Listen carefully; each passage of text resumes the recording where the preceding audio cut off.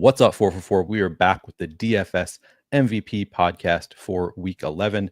I'm Neil Orfield. I'm here with Davis Mattek and Pat Kerrane. As usual, we're going to go game by game through the week 11 main slate on DraftKings and FanDuel. There is one game on FanDuel that's not available on DraftKings, and it's a fun one. It is the Bengals and Chargers game. But again, we're going to be going game by game through this. Davis, I'll start with you. How are you doing today? How was your Thursday night football experience? Thursday night football experience, terrible.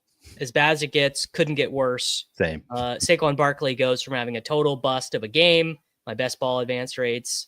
Maybe we're climbing back towards normal. No, bada bing, bada boom, 50-yard touchdown. I believe the stat is that he scored 19 underdog points in 14 seconds of game time.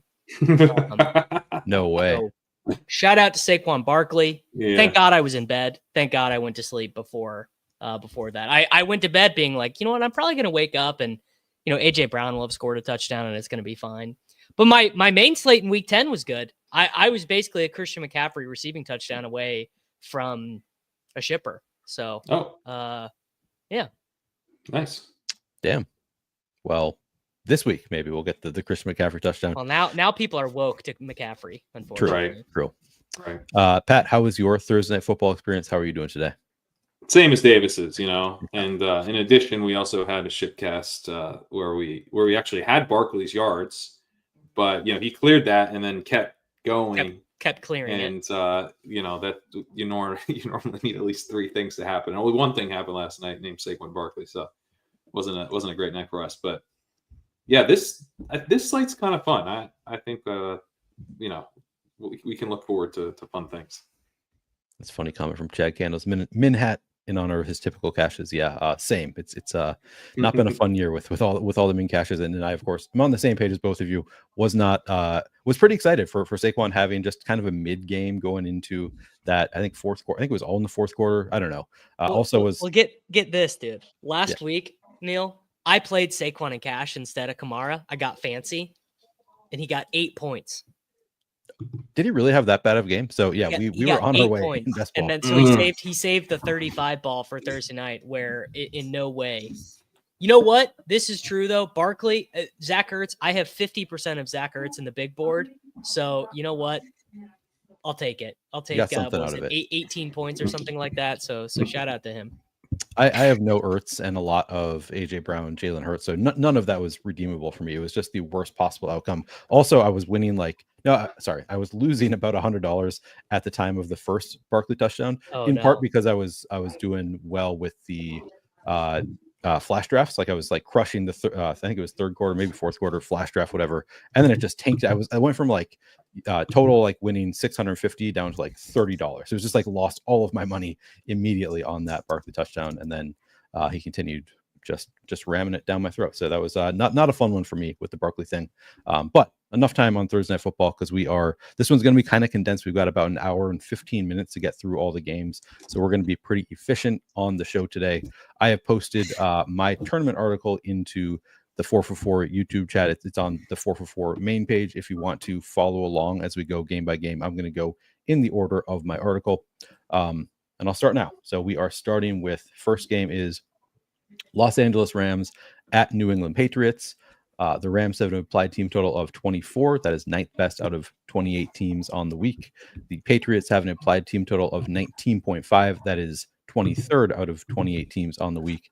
Pat, I'm going to start with you first because the Patriots are kind of your team, at least as far as fantasy goes this year. In my mind, the Patriots are your team. So I'll let you start. Who do you like in the Patriots-Rams game? I rooted against Tom Brady his entire career. Rooted against the Patriots. I've never been a Patriots guy, but yes, I like Drake May. I get the 3 games in red zone, sound on red zone, unless the Patriots are driving, then I go over and I actually listen to it. So I'm actually rooting for the Patriots offense this year. It feels weird. But honestly, the Rams side of this is what gets me excited this week. It's nice that the Patriots have like a normal implied team total, like a normal team. That's helpful for the game. But Puka Nacua was the cover boy of the walkthrough this week.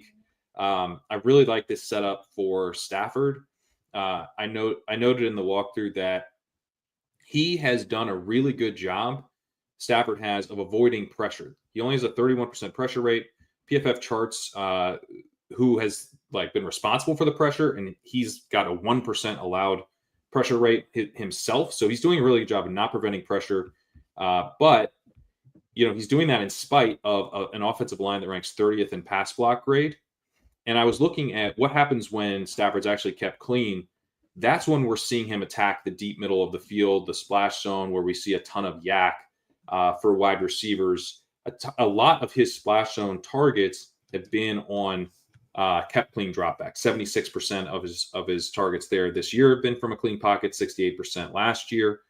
So being able to keep Stafford clean is important for him to kind of unlock some of that yards after catch goodness that the Rams passing offense is built on. The Patriots rank 26th in pressure rate. They're dead last in pass rush get off. Their time to pressure is pretty decent, but this is not a particularly scary pass rush. A lot of the time, I think Stafford will know that he has more time than his typical drop back. And so I'm hoping here that the offense is built a little bit more around attacking downfield and over the middle, which is where Puka Nacua and Cooper Kupp have shined. Last year, Nacua was in the 93rd percentile in splash zone targets per route. 2 years ago, Cooper Kupp was in the 93rd percentile. This year, they're both solid 68th and 59th percentile. But again, the idea here is that this might boost this type of production more from what we've typically seen. And obviously, both guys have dealt with injuries this year. So we've got the healthy receivers in a pretty good spot with a team that is now capable of pushing back to an extent. They're not just going to get stomped, I think. The Patriots will be able to put up a little bit of a resistance here. And so Puka Nacua, the walk-through cover boy, but also, when I check out the prices and who's going to get played, Puka Nacua doesn't look like he's going to be particularly popular this week. He's not super expensive, kind of just a gold star DFS play as well. So it lines up really well. Very, very excited to play Puka this week. So what you just said about Puka, copy and paste that for every guy we like for the rest of the show. They're right now, depending on whose ownership that you are looking at, there is, I believe, fewer than 5 players who are projected to be more than 20% owned. Yeah, exactly 5 players. One of those players is in this game on the other side, Kayshon Boutte, which, to be honest, I don't think that I'm going to be playing a 21% owned Kayshon Boutte, but never say never. You don't know. But that's kind of the theme of the week. And I'm glad that that ownership is kind of updated because I do that Thursday show and ownership is just not super baked by that point. So it's better now. And yeah, it's a function of salary being so tight, but there is not a gold star cheap play. Like the week everyone played Tillman, there just is, there's a bunch of guys who are okay. We got Boutte, we got Hunter Henry. Hunter Henry actually is in optimals right now. But yeah, if you like Puka, jam him. That you play pure chalk around. You like Kyren Williams, jam him. Do whatever you want. Because anyone who's expensive, you're gonna have to do something uncomfortable to get him. And I agree with Kerrane, by the way. Puka is like Giga gold star play. The Cooper Kupp does lead the NFL in targets per route run because you can't defeat the Breakfast Club, but it's Puka who adds. Puka is the Debo, right? Puka is the 66-yard touchdown, like the 35-point guy. Like Kupp may be a better bet to get 19 or something than Puka, but Puka is the potential slate breaker.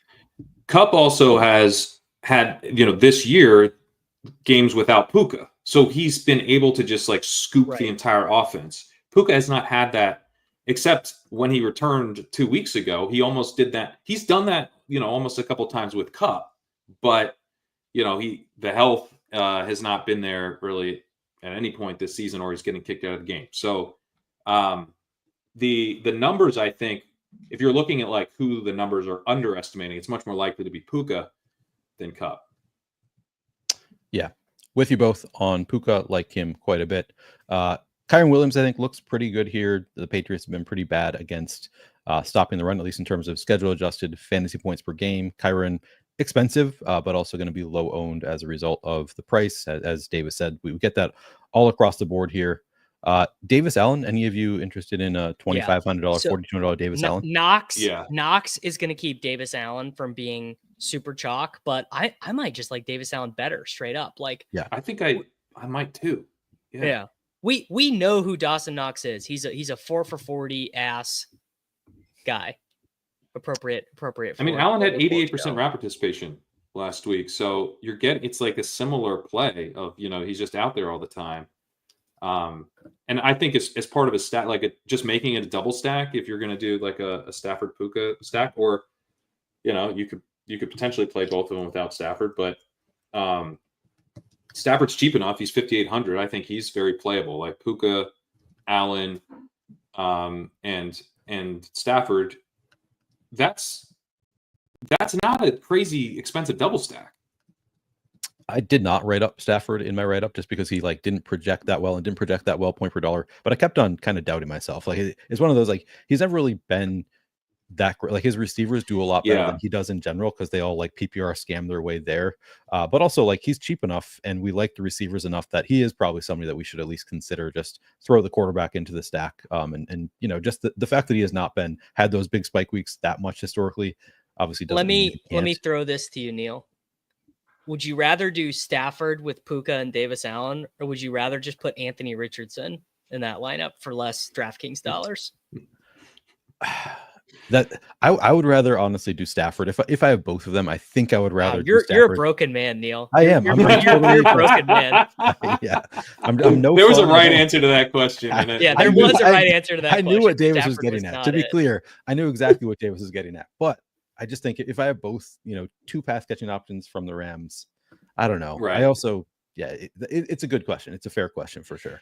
The other, I mean, Kerrane Williams steals a lot of the touchdowns. Stafford's like one of these guys you see Kupp have a huge game, you see Nakua have a huge game, and like Stafford's still not always the answer, you know. So I'm not gonna force Stafford stacks in part because I do like Kerrane. I tweeted out some nuggets over on Blue Sky from the walkthrough, and I got a question about Kerrane. Like, was he in a good spot, or is it just the receiver? No, he's in a good spot. Like, if the offense is rolling, Kerrane, his whole deal is that he just like vacuums up all the value of the backfields and puts it into one slot in your lineup. But they use him around the red zone, right? That's a very consistent feature of the offense. So I think Kerrane is also a pretty strong play at 7,900, and would be a reason, you know, to be skeptical, I think, of Stafford having a spike. Drake May, by the way, is in play at 5,600. I don't think I want to do the booty chalk. The Henry play is a little bit more interesting. I probably don't get to Demario Douglas, but I think he's kind of set up decently here. Yeah.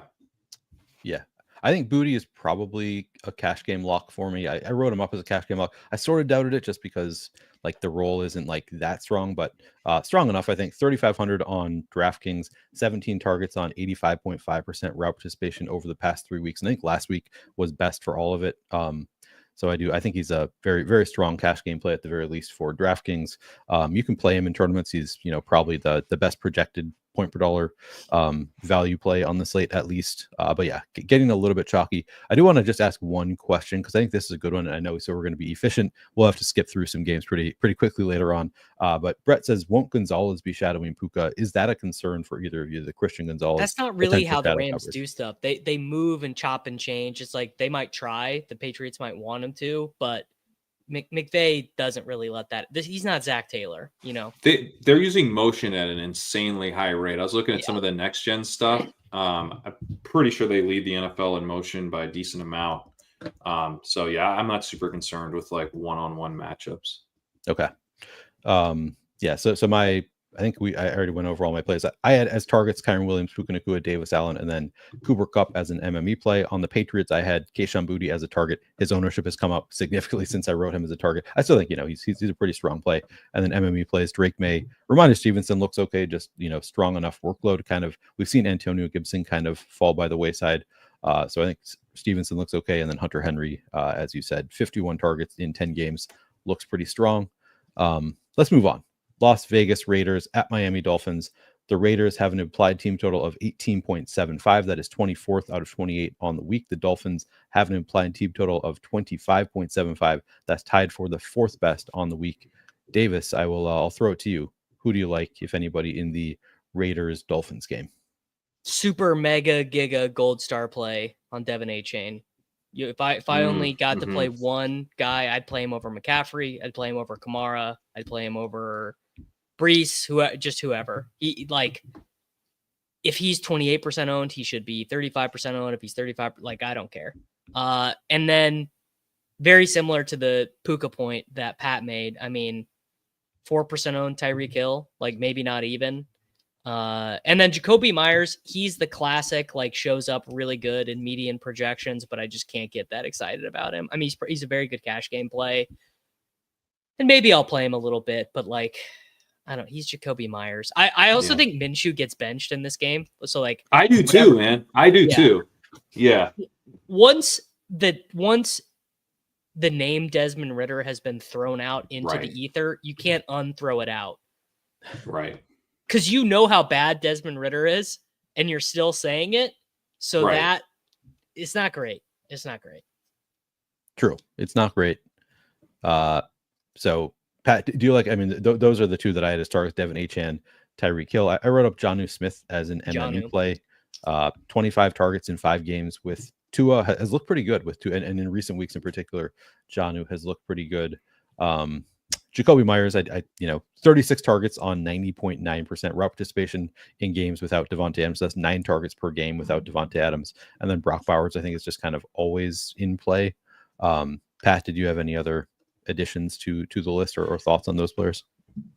I love the Achane call. I noted that Tua is really like Mike McDaniel saw what happened when Tua is not his quarterback, and he does not want to go back to that. He has Tua, and Tua's always kind of had a fast time to throw. This isn't like totally new, but he's at 2.44 seconds this year, which is the fastest in the league. 2.5 or faster is like a quick throw generally. Like that's how that's charted. And so that means like he's averaging a quick throw on his average dropback, which is kind of nuts. It's helpful, if you're trying to get the ball out quickly, to incorporate the running back. And we're seeing the Achane since Tua's return has 6.7 targets per game, 6.3 receptions per game. He's averaging 33 receiving yards, which I feel like honestly kind of understates what he could be doing through the air. He scored twice through the air.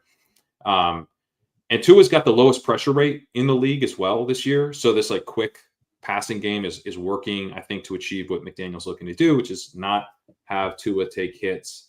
Obviously, Tyreek can be a part of that quick passing game. So I do think that's an interesting shout out for sure. And then I guess I would say that while I do think Minshew gets benched in this game, he's actually been worse under pressure than Ridder has, or Ridder was last year, I should say. And that was like Ridder's weakness. So the issue here is like the Raiders are just going to have bad quarterback play. But I don't actually know that if Minshew gets benched, it gets like all that much worse. So, if you were considering Raiders, I don't know if I'd let Minshew's benching scare you that much, but I'm probably not. Like Bowers is like semi-interesting, but I don't know that I'm going to be able to fit him. Jonnu's, I just note on Jonnu, his route participation was down last week, and they played a lot more of Hill and Smythe at tight end. That could continue this week if they kind of just build the game plan around the backfield and they're running a lot. John is more, of a guy they're bringing in for passing down stuff, I think. So that would be my only concern with John. It's a good note for sure. That's a good note. Anything else from either of you? No. Okay. Moving on to Green Bay Packers at Chicago Bears. Kind of an ugly one here. Packers have an implied team total of 23. That's tied for the 12th best on the week. Bears implied team total of 17.5. That is tied for the 25th best on the week. This might be the first game I've ever written up where I didn't recommend a single player. I don't like anybody here. I'll go back to Pat. Is there anybody that you are wanting to play from the Bears-Packers game? Jacob's a little bit, I think he's an okay play. Packers have been conservative all season. You don't really want to pass on the Bears. Bears are a difficult rushing matchup, but I think we'll probably get decent amount of rushing volume. I don't expect Caleb Williams to necessarily play that much better. Like he's been so bad recently that just, variance would probably be in his favor to bounce back. a bit, but I just cannot get over that Thomas Brown, Bryce Young's offensive coordinator last year, is now Caleb Williams' offensive coordinator. That is insane. In terms of vibes, like if you just had to rate that on a scale of vibes, this is like Native American burial ground, cemetery vibes. Yeah. It's Davis, what it reminds me of is when we realized that it was destined for Freddie Kitchens to replace Jason Garrett once he got fired in 2021. We knew it. We knew it was going to happen. I'm mad that we didn't spend more time figuring out that this would be destined to happen. It would have saved a lot of best ball teams for both of us if we'd figured it out. Yeah, you can't have those back. I'll give you one play from this game. There is a wide receiver who has multiple games of 30-plus points this season, who's coming off a 100-yard game, who is a little bit banged up before the bye week and has now had 2 weeks to get healthy, who's at his cheapest price of the year, that no one wants to play. His name is Jaden Reed from Michigan State University. No one wants him. I made him my flag plant on my channel on Thursday, and all the comments were, dude, you don't know ball, the Bears slot. I'm like, guys, I need you to just zoom out on the chart a little bit and realize that this is a grown man who's now healthy. Jordan Love, by the way, that's the other thing. Jordan Love's now had time to rest. He's with their groin injury. I think Jaden Reed is I can't. It's like you don't want to play Jaden Reed at 7,400 after he just had the 30-point game. That's the time to not play him. You got to play Jaden Reed when he hasn't exploded for a month, and that is right now. I just hate the matchup. But I like to call it, like that is like it's a standard. Like he's good enough that he could probably exceed. Yeah, like it's like you'd play Jaden, like I don't know. You can't be a good enough corner to beat like when Jaden Reed gets the angle on you, that's just it. It's over. He scored. Yeah, I think that's a good call up. Obviously. So the Bears rank only 23rd in preventing explosive pass plays. So they're first in EPL per dropback, but they have allowed some big plays. They're only 28th in protecting the splash zone. That's actually not where Jaden Reed has feasted. That's been more kind of the Wicks and Christian Watson have been the two guys that have done well there. Even Romeo Doubs has seen more targets there. But, that could be related to his health. And also Jaden Reed can just, take it to the house yards after catch. So the matchup is bad, but I don't think it's like devastatingly bad. Yeah, no, I think it's a good name to throw out there. At least FK Coolers agrees that Josh Jacobs is a good play too. I don't know. He seems fine to me. Like I didn't write him up because the way I say it's like he could get to like 20 fantasy points and be pretty good. But we have so many other like stronger running back plays on the slate that just in the context of the slate, I didn't write it up. But yeah, I think he's a totally fine, serviceable play. Yeah, that's how I feel. Anything else from this game? Mm-mm. All right, let's move on. Jacksonville Jaguars at Detroit Lions. The Jaguars have an applied team total of 16.5. That is the worst of all 28 teams on the week. The Lions have an applied team total of 30. That is the best of all 30 teams on the slate. So, wonder how this one's going to go. Yeah. Pretty widespread on this one. Davis, what are you doing with the Jaguars Lions game? All right, I started out being like, forget about it. Every guy's going to get one touchdown. No one's going to be optimal. Khalif Raymond's going to score. Tim Patrick is the one, not Josh Reynolds. They got traded for each other. Patrick's on. Yeah. I've now gone all the way around to that is totally 60 IQ. No, mid IQ. That's totally the 87 IQ take. The 160 IQ take is this is the best running team in the NFL. And they keep trying to score points. They're like one of the only teams in the NFL that keeps trying to score points when they're up $1 billion. David Montgomery threw a touchdown to Sam Laporta up 25 points against the Tennessee Titans.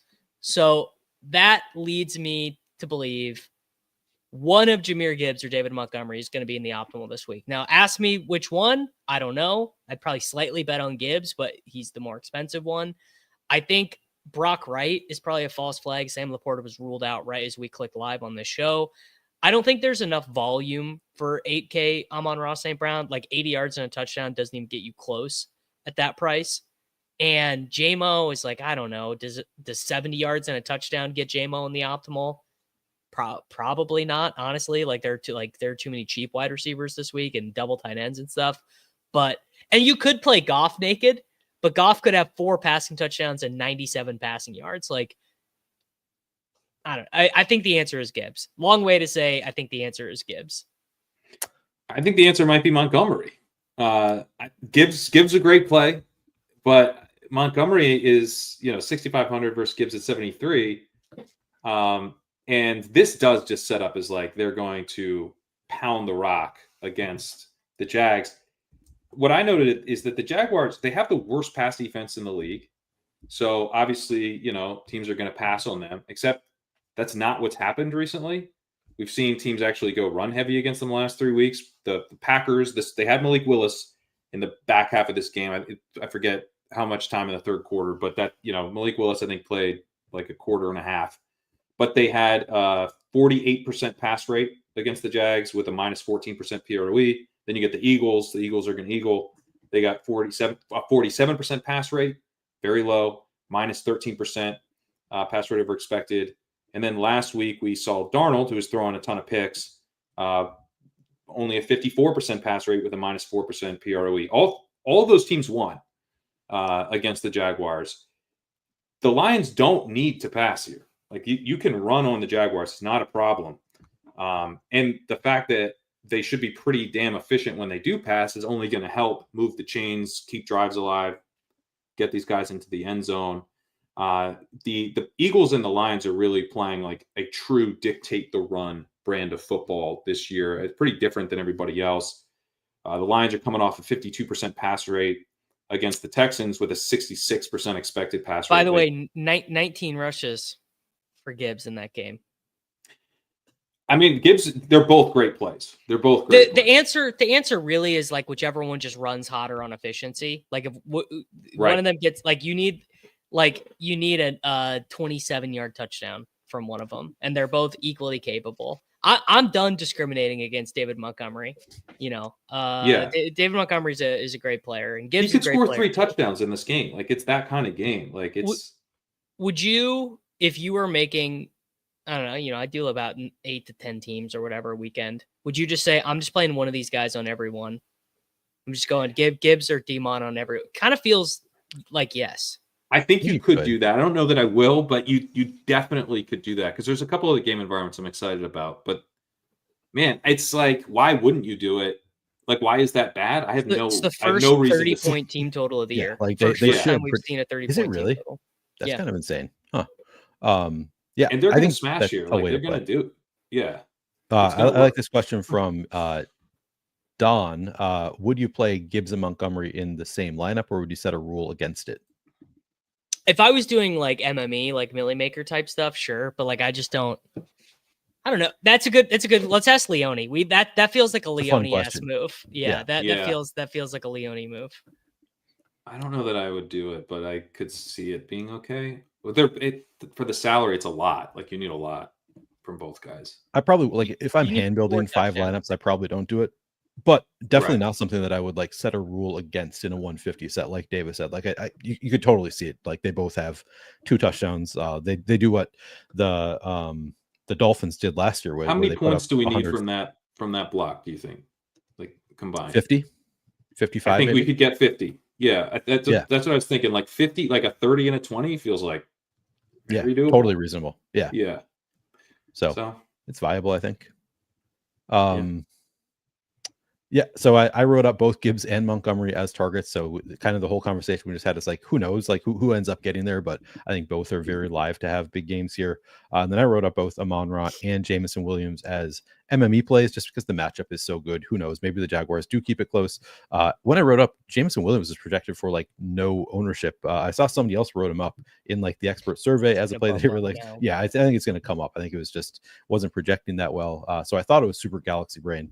Maybe not. I'm out on JMO in any circumstance where people are expecting points from him. It just feels like that's his MO. Yeah. Fair. I think that's the correct approach. Maybe. Jaguars and any interest in Mac Jones? We just got the news that Tank Bigsby's out. So I didn't write up Travis Etienne, and now it's like maybe we have to think about. Yeah, but he got all the Etienne. work last week, and I think was probably going to get a lot of snaps anyway because they're going to be trailing, and he's kind of more the passing down guy. So I don't know. I have trouble with the except Jags. Dearness Johnson's the passing down guy. Yeah, that's true. Yeah. So we don't need to do it. I don't need to rewrite this with I think it's a little too fancy. Like Estime probably, if you're just like trying to make a gross running back play, Estime is better. That's my guy. Well, he's 6,300. Like, imagine being like, I played Travis Etienne instead of Montgomery. Yeah. For $200 more. Like, I'm not going to do that. Right. Yeah. That sounds right to me. It sounds like you don't want to. No.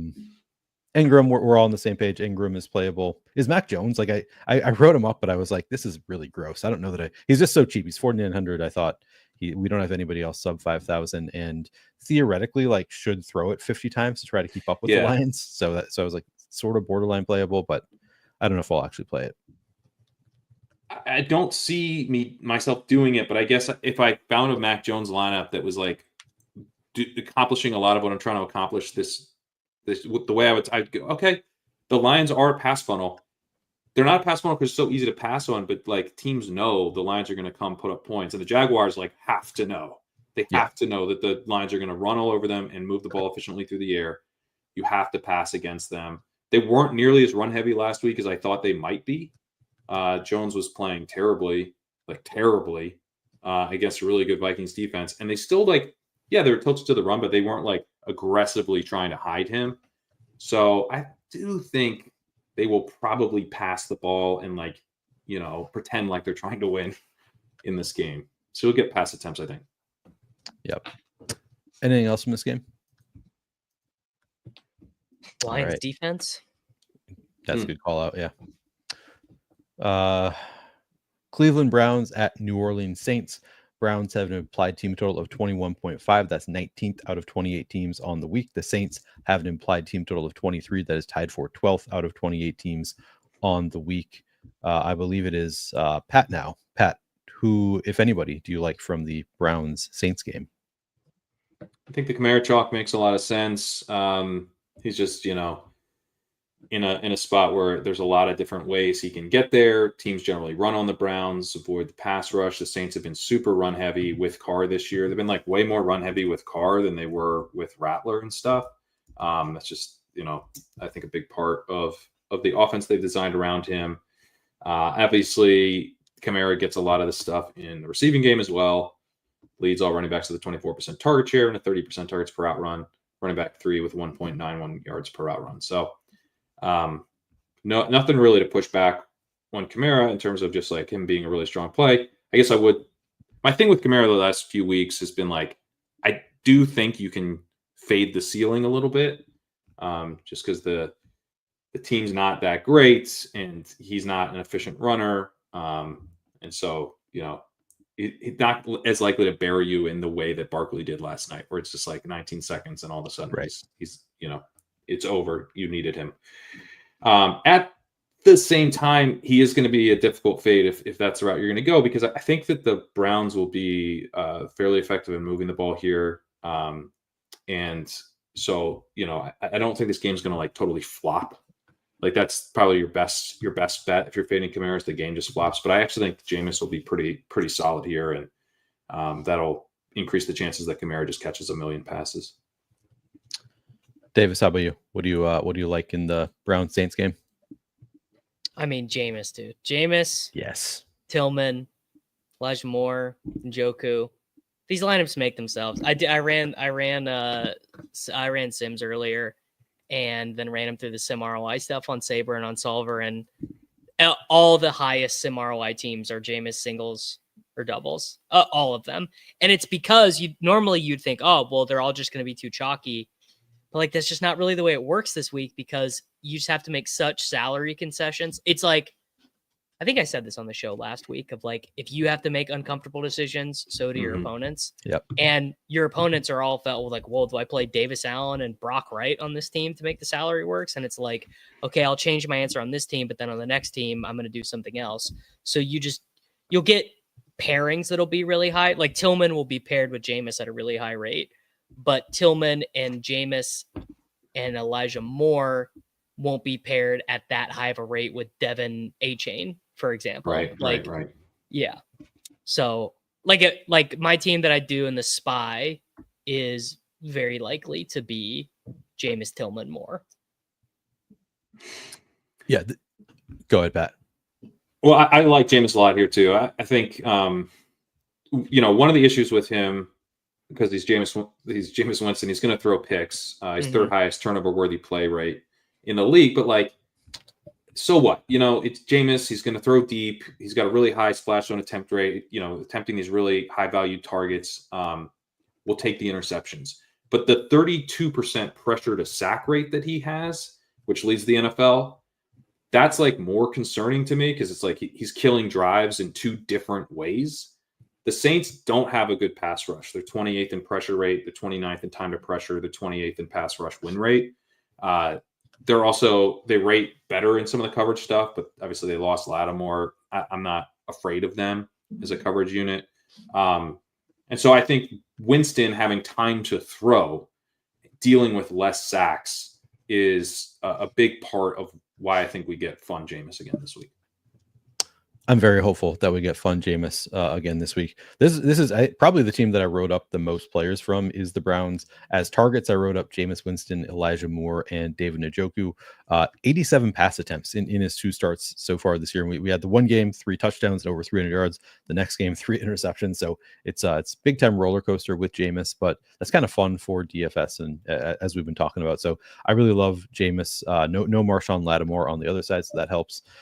David Njoku is probably my favorite of the Browns options just because tight end eligible. We saw what he did last year with Joe Flacco, like after Deshaun Watson went down. Haven't really seen it with Jameis Winston yet, just 7 targets per game with Jameis Winston, which is like fine, but not exceptional. But I think he's probably the most talented pass catcher. Am I missing something as far as the like, does Jameis just throw it deep so much that he doesn't target the tight end as much? Like, is that a factor in like Njoku not projecting that well? He was so bad against the Chargers that like the overall attempts were limited. And you know what? I think a lot of guys are going to be bad against the Chargers, you know, and like the Saints defense, by the way, like they got like Harlem Globetrotter, like dunked on by Javonte Williams and Bo Nix. Like this is a bad defensive unit.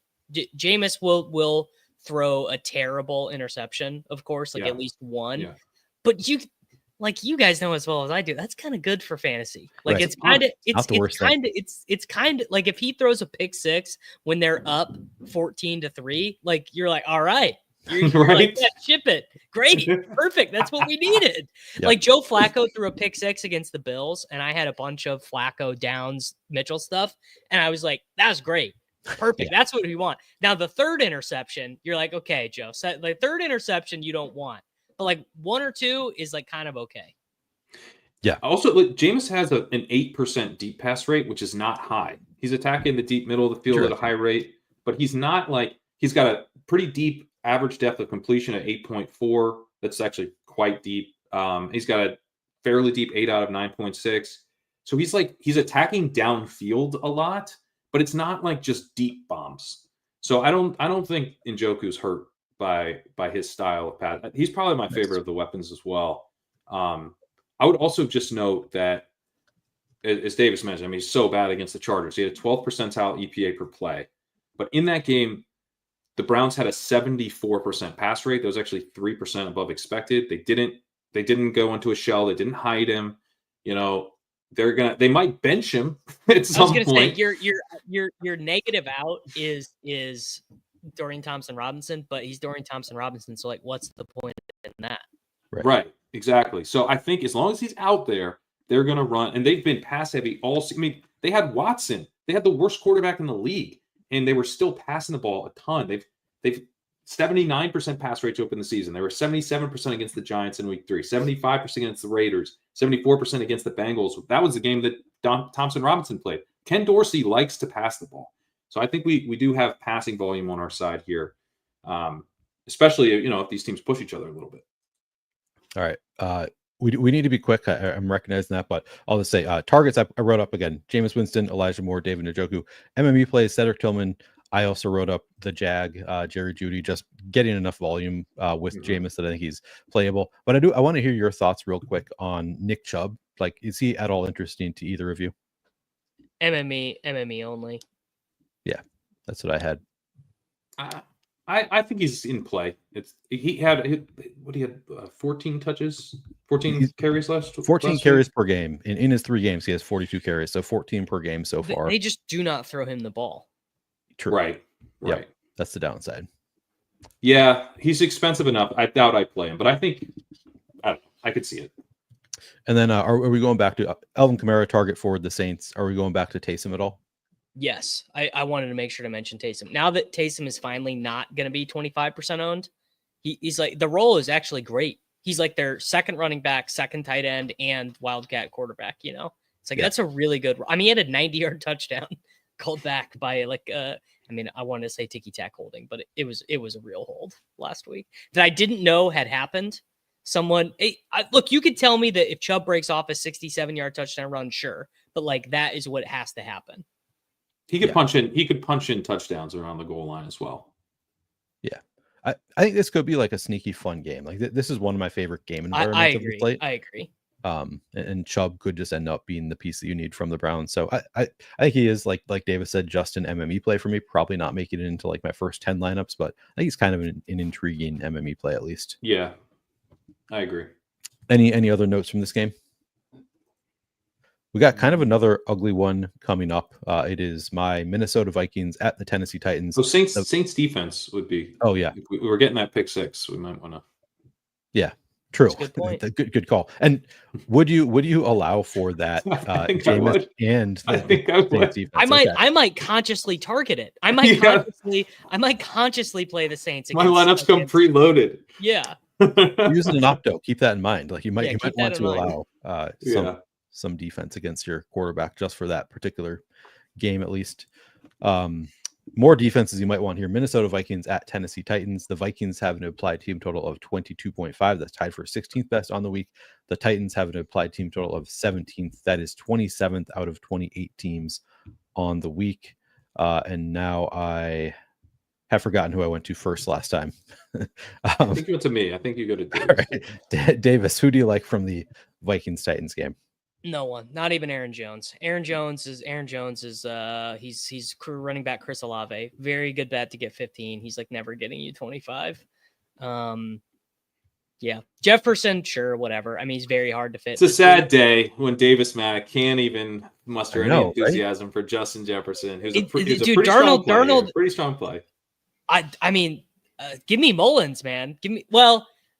I will say this. I actually will say this for Justin Jefferson. Every interception that Darnold threw last week was targeting Jefferson, and two of them were just being like, Jefferson, please score a touchdown. Like, I don't know what to do. I'm just going to put this ball in your general vicinity and see if you can get it.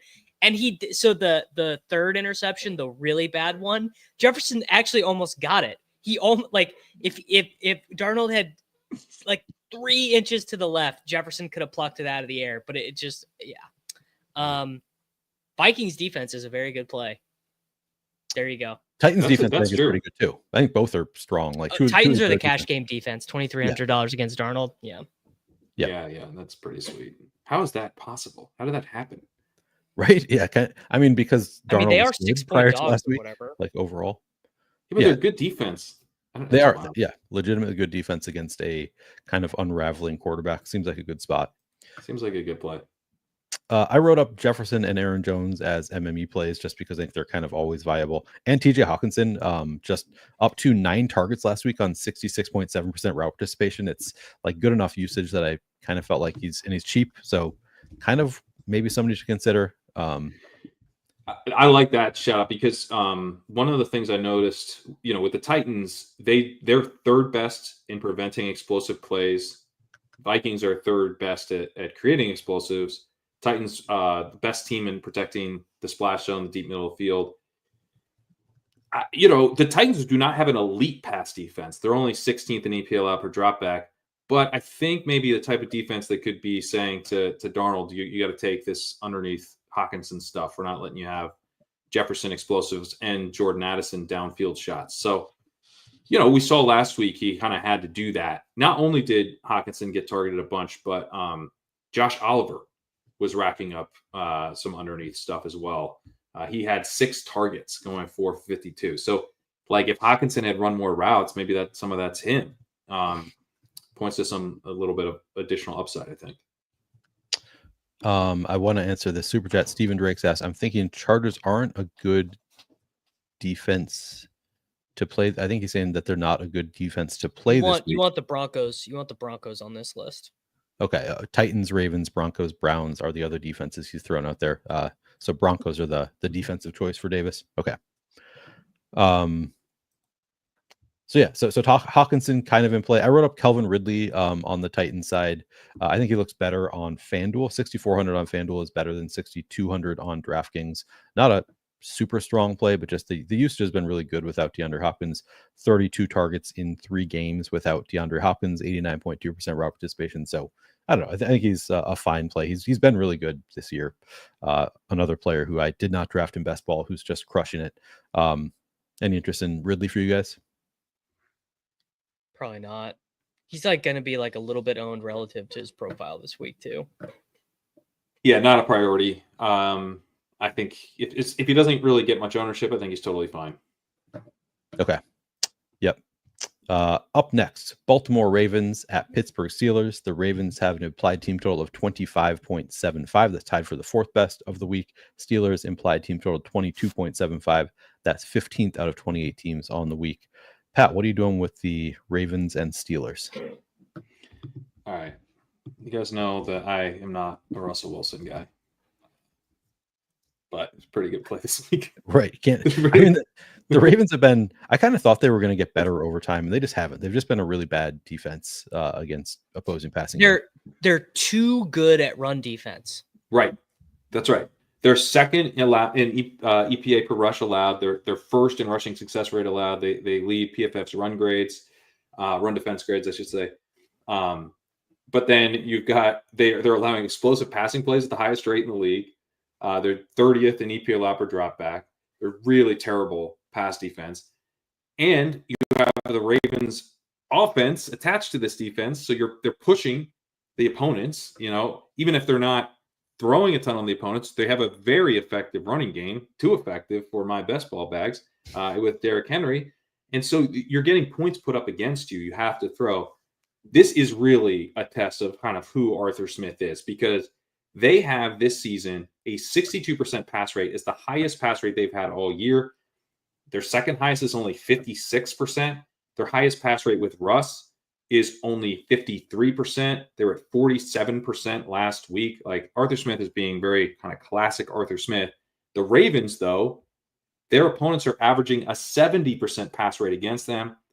The lowest they've seen all season is the Chiefs in week 1 at 61%. Since then, it's been 66% is the lowest pass rate they've seen. They're coming off an 80% pass rate against from the Bengals. They also had a 79% pass rate by the Cowboys. Like, teams are just dropping back constantly. The Steelers are not going to do that, but we might get them into the 60s for the second time all season. Maybe above 65 for the first time all year, and the only time all year probably. So we're getting some potential for volume here. I think that's really big for Pickens. Pickens has been awesome this year. He started, in his career, is making like these sweet catches, but he wasn't getting any separation. He's up to 88th percentile in open score after a decent mark last year. He's improved a lot. He's 2.59 yards per route run this year. He's got 26% targets per route run. He's an 89th percentile in first read target rate. He's like locked into the clear number 1 role in this offense. I think Pickens, Russ, single stacks, just a bet on more volume than usual, are pretty nice. Same page as you there, Davis. How about you? What are you doing with the Steelers, and then any interest in the Ravens? Yeah, I mean, it just feels like a week where Lamar is going to be like legitimately 2% owned or something. Like Lamar 2%, Flowers 4%. You are going to have to play, Kayshon Boutte, Davis Allen, Dawson Knox, maybe probably multiples of those guys to make lineups work. But for example, I have my sim set up right now. got 10 quarterbacks returned in my top 150 set with 4 uniques, no Lamar. So assuming people are using computers to make their lineups, which they are, Lamar's not showing up. But you can obviously build a good simmed Lamar team. You just have to play, like, you're just gonna have, you get to play Devin A-Chain and Alvin Kamara and Jacoby Meyer. Like, you get to play the best plays with Lamar.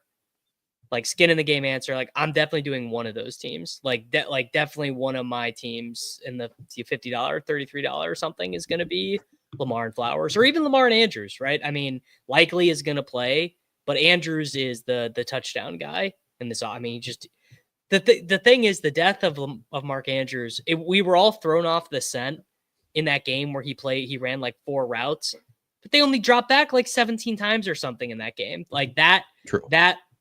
The anchoring bias of how bad he started the year has kind of hidden the fact that he's like basically Mark Andrews. I believe he's top 10 in ESPN Open Score now, which, like, has its own issues, but I think Mark Andrews is fine. Yeah, he seems. I was gonna write him up until I saw that Isaiah likely was coming back, but I think you're right. He's still he's cheap enough. He's at least playable in those stacks. Pat, how about you? Do you have any thoughts on the Ravens? Do you have any interest in Andrews or Derrick Henry? I mean, is he just going to continue shoving it down our throats? Yep. Yeah, he is. Kind of the same thing. They're kind of the same play, honestly. Like, terrible matchup. They're too expensive, but they're just great. Yeah, I mean, Lamar is like no one's going to play Lamar. I think Zay Flowers is pretty well priced at 6,900 with no one playing him. So Lamar Flowers works. I think Andrews is likely going to go, because if Likely's in, I think I'm out. Sounds like he's in, yeah. Yeah. The route participation was awesome last week with Likely, which only kind of makes it more frustrating because it's not going to sustain. He's like, oh, so it really is that they just want to play Likely. Great. And Likely's back. So he's going to – I probably not getting there. But when I look at this game, we've talked about for the whole season that the Ravens have 2 modes. This is a spot where you would expect them, I think, to just – lean on the run with the idea that the Steelers are not going to fully embrace the pass funnel nature of this matchup. They're probably going to slam their heads into the brick wall of this rushing defense way more than they ought to, even if they pass a lot more than usual. And so, you're not nervous about like the Steelers just boat racing you, on offense. So Derrick Henry should have plenty of opportunities here as the Ravens. The thing to avoid on the Steelers side defensively is that they have a pretty good pass rush. So I would think that the Ravens probably lean on Henry. Henry's running so well. This could easily be a Henry game. Johnny's saying Pickens is going to be so overowned. What is projected ownership? He's projected for sub 10% ownership at the sites I'm looking at. So not looking like he's going to be like crazy highly owned. I wouldn't be surprised if he gets a little bit higher because I have heard people talking about Pickens. But yeah, I don't think he's projected for a ton. All right. Anything else from the Ravens Steelers game? Got nothing. All right. Indianapolis Colts at New York Jets. Colts have an applied team total of 20. That's 22nd out of 28 teams. Jets have an applied team total of 23.5. That's tied for 10th best out of 28 teams.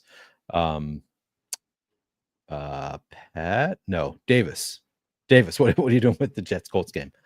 Hey, I mean, Jets super chalk last week, better spot this week, better defensive matchup. The thing is, we have no trust left. We have no trust left in the New York Football Jets. Like Breece Hall, he stinks. Devontae Adams looks like he's basically shaving points out there. 13 targets last week. His target share has gotten higher every week he's been a Jet. He stinks. Even the projections, by the way, which should be like this should be. We should not care about this, right? Basically, the projections don't love the Jets. Like in my run, I got 9% Devontae Adams in 150 lineups, with 6% Aaron Rodgers and 3% Garrett Wilson and a little bit of Tyler Conklin thrown in there. I think that's right. I think they're expensive. I think their median projections are fine, but the floor on these guys is like legit like 4 points because they're just a train wreck of a team. And I was actually being serious about the Anthony Richardson unstacked thing. Like, this Jets defense is awful, dude. Like, they're terrible. And they are. So before he got benched, he had the game with the most designed runs of his career. I think Steichen is going to double down on that here, because he just is going to look like such an asshole if he can't. Because I think my read on this is that Irsay wanted to go to Flacco. That Irsay and the GM was like, dude, we cannot have this guy out here taking himself out of the game type thing. Or maybe Irsay just got impatient. And I don't know. But I don't think Steichen wanted to bench Anthony Richardson, because the talking points have been so inconsistent. You know, he's been like, Joe's our quarterback for the rest of the season. He said that on Monday. Last Monday, he said, yep, Joe's our quarterback. Now it's Anthony's our quarterback. Yeah, and then he said what after the game, like, basically, until I say Joe's our starter, and then he's like, I say. So that to me reads similar to the Stefanski stuff, where clearly the ownership was like, buddy, you are not benching our $240 million serial assaulter quarterback. I think it's a similar situation, which then is going to be like Steichen. Okay, how do I win games with this guy? Well, probably not with 45 dropbacks. You probably want this dude to run, and I think we are going to get some good running here from him. All right, Pat. I don't love playing Jonathan Taylor in this game, but you have to think, like, to Davis's point about how they're going to attack. I completely agree. I think they're going to be very run heavy. I think Richardson is in play as a naked option, just as a bet on designed rushing. What are they saving? They're not saving him. Like, run him into the teeth of defense. It doesn't matter. But at the same time, I think a lot of it will come from Jonathan Taylor. I think he could pretty easily set a season high in carries here. It's similar to the Henry play, except you feel less confident about it, and it's a little cheaper.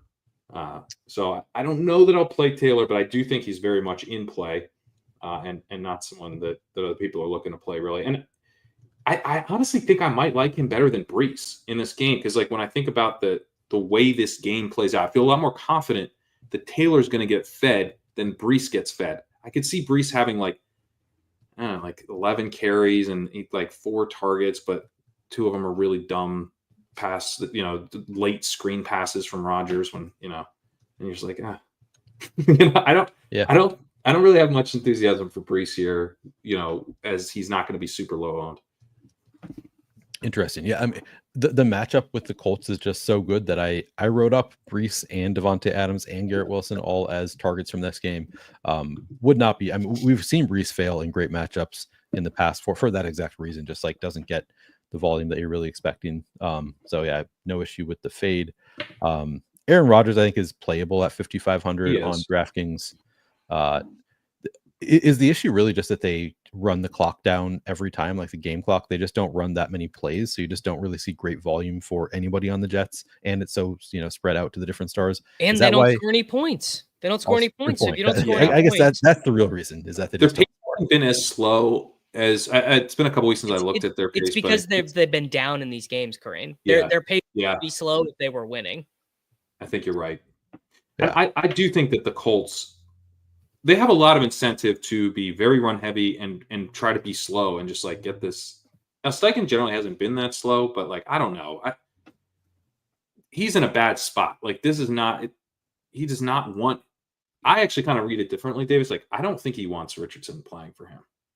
I think Flacco showed them something, kind of proved that the offense could function, and it was really Richardson's fault that it wasn't functioning. They committed to him, and then he immediately bombed 2 times in a row. And they're like, well, I guess I don't want to get fired for playing Joe Flacco too much, so I got to get back to Anthony Richardson now. Well, then you really better run this dude 19 times and let his ribs get cracked or whatever. Like, They might. Yeah. Good point. But it's going to suck volume out. I think the Colts are going to suck volume out of this game. Yeah. We have 4 more games to get through in 20 minutes, and we got to do the outros and stuff. So we'll try and go quickly here. But the next one is kind of an important one also. So maybe this is the one that we'll spend a good 5 minutes on. Seattle Seahawks at San Francisco 49ers. The Seahawks have an implied team total of 21. That is the tie for 20th best on the week. 49ers implied team total 27.5. That is second best on the entire week. Pat, what do you like from the Seahawks 49ers game? I like Purdy a lot. I like Debo a lot. I think that basically like figuring out which pieces we're playing here is going to be like potentially the key to the week. I like Juwan Jennings even with ownership at 5,300 in this game. And McCaffrey, even as a very chalky play is a good play. Purdy's playing really, really well this season. The Seahawks do not have a good defense in terms of stopping the ball on the ground or through the air. You also have a Seahawks offense that has been aggressive, willing to pass. They have Metcalf back. I think, this game just really sets up as a game where these two teams could push each other. Juwan Jennings, by the way, like his role has been really showed up on Thursday with an ankle injury. Oh, yep. God. Okay. I don't love that. I got another thing that is going to ruin this game. What? This is so weird. The Seattle Seahawks center just retired. What? I didn't hear that. He just today. He retired today. Huh. Interesting. I don't know what's going on, and they said it was like a personal matter, which is like, I don't know, that's crazy. Whoa. Losing a center is a big deal. Like, you look historically at teams that lose their starting center, it's a problem. Now, I'm playing Purdy, I'm playing Debo, I'm playing Kittle, I'm playing McCaffrey, probably even playing Rizzy Pearsall. Maybe I'll even play Jennings. I don't know. Like, Purdy doubles are Purdy doubles, Jameis doubles are like my 2 favorite things of the week. I was pretty amped on Geno Metcalf, and maybe I still will be. I mean, Geno threw 52 times in this game when it was played before. So there's really no substitute for volume.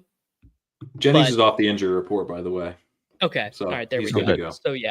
I would say I'd rank the stacking options in order: Debo, CMC, Kittle, Jennings, Pearsall, but they're all fine. And you can double all of them. Again, it's just tricky with salary. The only question I have here is, can we get Walker to a playable range? And do you have any interest in JSN? I think no on JSN for me, maybe on Walker. I think I'm agreed with you on both of those. I had Walker as a target, my only target from the Seahawks. Did not write up JSN. He's the same price as Metcalf on DraftKings, so I would just rather go to Metcalf if I'm going to play one of them. Pat, what's your answer there? Yeah, Metcalf. I just late swap. Get late swap to JSN, but that's I don't see starting with him. I think Juwan Jennings off the injury report, the role, he saw 11 targets against the Buccaneers, 10 of which were first read. He's got a really big role in the offense right now. So he's not going to be unowned at all, but I think still a good play.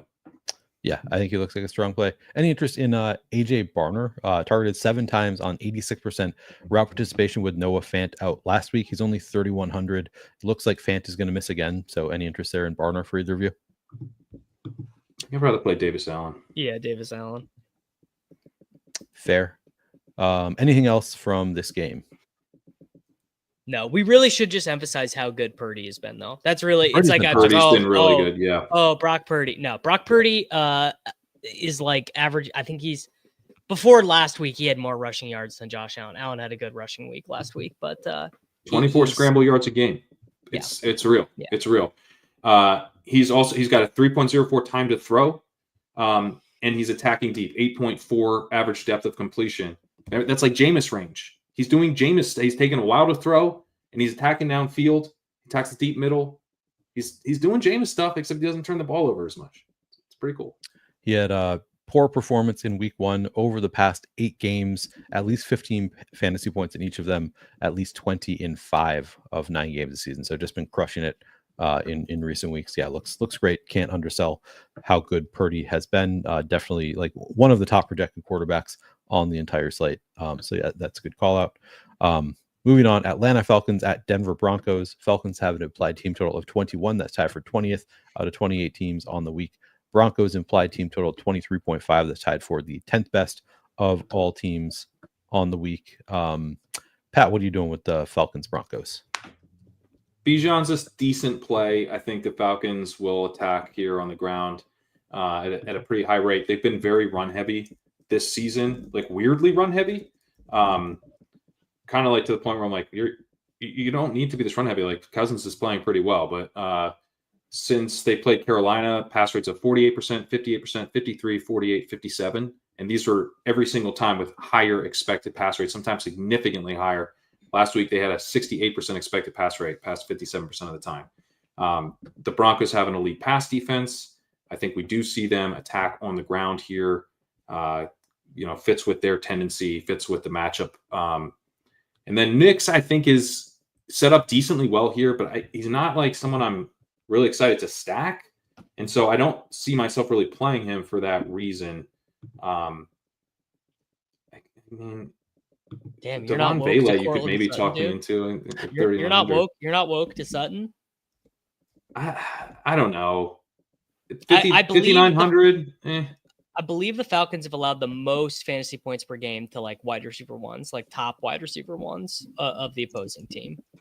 So Kerrane, it's interesting you said that because the whole time this week I've been thinking no one is going to play Nix and Sutton as highly as they are projected because they're projected great.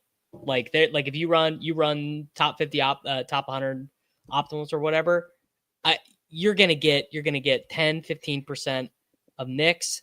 You are gonna get you honestly are gonna get a lot of Sutton. You're gonna get like 20-25% Sutton.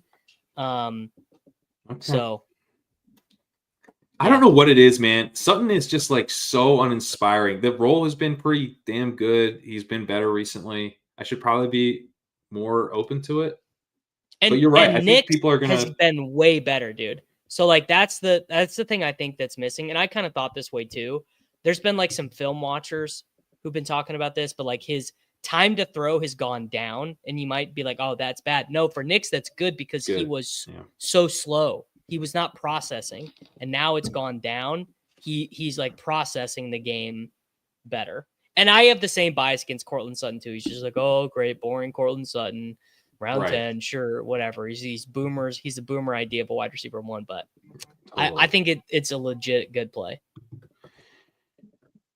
Okay. I mean, I think it's probably a pretty good play. You're right. I don't have a lot of pushback. I mean, one of the notes that I had on this game was that the Falcons have a terrible pass rush. They're 31st in pressure rate. And the Broncos are first in pass block win rate. So Nick still does have a long time to throw. He's allowing pressure. When he gets pressured, he doesn't allow it to turn into sacks. He's pretty good that way, but he will take on pressure because he takes a while to process and get the ball out. But he's not going to have that much pressure this week. You know, that he's going to be able to sit back behind a really good offensive line against a terrible pass rush. He will have time to slowly process. But when he does, he's attacking downfield at a pretty high rate, 8.1 ADOT. So I don't know. I think I have a little bit of a bias against Nix and Sutton, but I really don't have. Think of how hard he smashed the Panthers. He just crushed the Panthers. You're right. It's a pretty good stack. Yeah, I think it's one that we can play. I also, Davis, I'd like to hear your thoughts on our boy Audric Estime. Are we playing any Audric Estime? I would love. So like Estime, this is where I'm at. I would love if he just 22 points, just like scores twice. Like my best ball bags are floating. Might even get to a 10% advance rate. He is like the prototypical worst possible play on DraftKings. He like gets no target. He is not registered to target this season. He might not even be the starter. Like Sean Payton might just change his mind. Right. He might get 18 rushes and get no touches inside the 10-yard line. Marvin Mims is getting carries. Marvin Mims got a carry as a halfback before Javonte Williams did. So I get it. But like ask yourself this. would you rather play Audric Estime or Taysom Hill? Because they're the same price. You're probably playing them in the flex. It's like, dude, Taysom Hill, man, he's proven it to me. I know that almost talks me into Estime, frankly. Yeah, Like that. Like if I'm not totally sold. Yeah. To me, it comes down to if he's 2% owned, send it. Yeah. If he ends But he's up, going to be, isn't he? You know, I mean, what is Evan Silva going to decide to say on Sunday morning on Establish the Run? Yeah. You know, truly, Yeah. it really could go. It could be a total late steam situation. I think he probably will hew to being unowned. And maybe he seems like a pretty good play unowned. Like it's a little Deontay Foreman-y, you know, when he's on the Bears. That's dude. Oh my no. Do you remember the week Deontay Foreman was owned this year? There was a Deontay Foreman week this year. And he got benched immediately. I think Dave's making this up. No, I swear. No, it was week 3, and he got benched immediately. Well, I mean, last year the memory I had was that there were, I think, 2 Deontay Foreman weeks, and one of them was the week as he actually did well, and then one was we played it as chalk, and it was terrible. If he ends up being chalky, if he ends up being steam, I'm happy to get off estimate. Yeah. But it's like I'm unlocking. You guys are unlocking stuff with Taysom. I'll unlock with Estime. That seems good. I guess Taysom won't really be that owned either, but I think the breaking point is like 5%. If he's sub 5% for me, I think that's a really strong play. Right. If he gets anywhere over 5%, suddenly it's like, don't really love it for the reason you can run on the Falcons. You can run on them. Yeah. All right. I think that is it for this game. We got just 2 games left, so one more on DraftKings and then just the FanDuel game here. Davis, your Chiefs are playing the Bills. The Chiefs have an implied team total of 22, 18th best out of 28 teams. Bills implied team total of 24.5, tied for the 7th best. 2 really strong defenses meet 2 really strong offenses. Where does it come out for you, Davis? Do you like anybody in this game? Hunt is fine. Super leverage play. Like Hunt's going to be less owned than Estime, you know. Knox is obviously great. I think both the quarterbacks are terrible plays. I think that Kelsey is a good play. Knox is a good play. Kelsey actually is super sneaky. Like because everyone's playing the cheap tight ends. It's actually not that dissimilar to last week where he was like kind of in optimal lineup constructions, but no one played him. Everyone played, you know, or something. Yeah. My brain is already fried from last week, but yeah, Kelsey, I mean, that could be like he could be the gold star play. Yeah, he could. Yeah, be. like why? How's Travis Kelsey not getting 18 here? Like he definitely is. He is. Yeah. Anybody else? We go into any Kareem Hunt, DeAndre Hopkins? I do want to say this. Khalil Shakir is like the prototypical, like the median projection captures too accurately what he is. You know, like the median projection of 14 points is so accurate. It's too accurate. It's too accurate. It's just we don't want it that accurate. Yeah. Right. That's not enough points, but it's exactly right. It's a little get. Because like he can't get 30. You know what I mean? Yeah. I don't think Dawson Knox is that good of a play. 3,500. I mean, it's fine. He's 32. I had it as 35. You're probably I don't know. I think he's 35. I wrote it up as 35, but Oh, you're right. It is. So you have to ask yourself, Dawson Knox or Hunter Henry? I think Hunter Henry. I think that's Hunter fair. Henry's way better than Dawson. I think it could be the classic. You know how people do this in DFS where it's like the thing happened. It's not just a play because the numbers say it's a play. It's like, oh, there's a thing that happened, so then I need to react to that news item by playing Dawson Knox. There's not a news item that makes Hunter Henry a play. Yeah. If Dalton Kincaid had been hurt 3 weeks ago, like I'm pretty sure Dawson Knox at the same price would be like, oh yeah, it's fine, we could play him.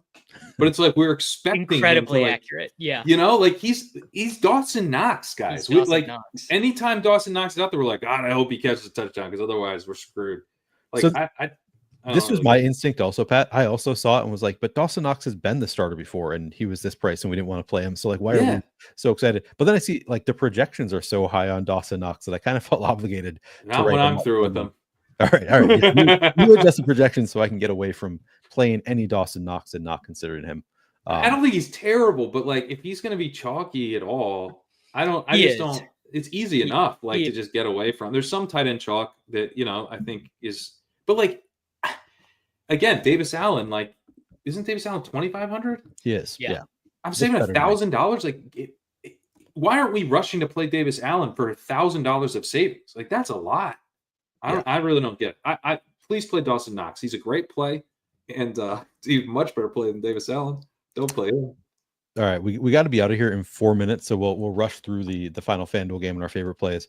I'll just say, like, this game to me is sort of interesting from the perspective of maybe it goes different than we expect, and like both these offenses are just so good that the Bengals are going to win this game. Bengals are going to win this game outright. Oh, I was still talking about the Chiefs Bills game. But no, that's not happening. This game is going to be shoot out. Okay. This game Bengals would probably win that game too. Yeah, this game is going to be somehow 18-10. Somehow it's going to be 18-10. And I did want your opinion on what you thought of that, because I know you're a Chiefs guy, but no, it's going to be brutal. Yeah. All right. It's a 23-20 game, I think. That's where I'll put it. Sure. 23-20. The FanDuel game, Bengals implied team total 23, that's tied for the 12th best on the week. Chargers implied team total 24.5, that's tied for 7th best on the week. This one should be full of fantasy goodness. Davis, you kind of already started laying out your thoughts on the game, so just Cliff's notes. Yeah, if you have no PMR left and the Sunday night game is starting on FanDuel, you can go ahead and go to bed early, buddy, because you're dead. It's a good one. It's a fun game. Herbert and Ladd, Herbert and Disley, Herbert, Ladd, and Disley, Burrow and Chase, Burrow, Chase, Higgins, Burrow, any combination. Chase Brown has missed one snap. 68. No, he's missed 6 snaps in the last 2 games. And one of those snaps he wasn't on the field, his backup fumbled. So I think his role is pretty gosh darn safe. And what makes his role even better is he's awesome in the passing game. Like, awesome. Like, he's probably been better at that at running, and he's a great runner. I would probably lock the button on if I was doing 10 lineups on FanDuel, I'd probably just play Chase Brown on all of them. It looks great. 6,800 is way too cheap. Pat, go ahead. I'm just imagining the guy in first place with no PMR left on FanDuel, just going, well, there's always next week. I mean, truly, dude. Adam 2 weeks ago, by the way. Someone in that game's getting 40. I don't know who it is, but someone in that game's getting 40. This was literally Adam shit my money like 2 or 3 weeks ago. It was the Vikings Colts, I want to say, or some like super chalky game on Sunday Night Football, and he had a sweat, and of course it didn't go. It actually it came pretty close to going how we wanted to, but it was just like, yeah, no, somebody's going to pass him almost certainly. So RIP to whoever it is this week. All right, so we got 2 minutes left. Let's just quickly favorite stacks and or plays sub Jameis, 5%. Tillman, Elijah Moore, Purdy, Debo, Jaden Reed, favorite one-off. Love it. And I'm right with you. You sold me Davis on Allen, Stafford. You sold me on Davis Allen over. You sold me on Nick Sutton. I think that's a good one too. Favorite one-off play is probably David Montgomery, 6,500. He's scoring at least 1 touchdown. Yep. I love it. I like all of these plays work for me. Jameis Winston, David Njoku, and pick your wide receiver double stack for me for the Browns, probably my favorite. Njoku is also coming in, I think, sub 5%. Tyreek Hill, I think, is a pretty strong, like really low owned play if we're not that concerned about the risk. Nice matchup. So I'll throw him out there as well. All right.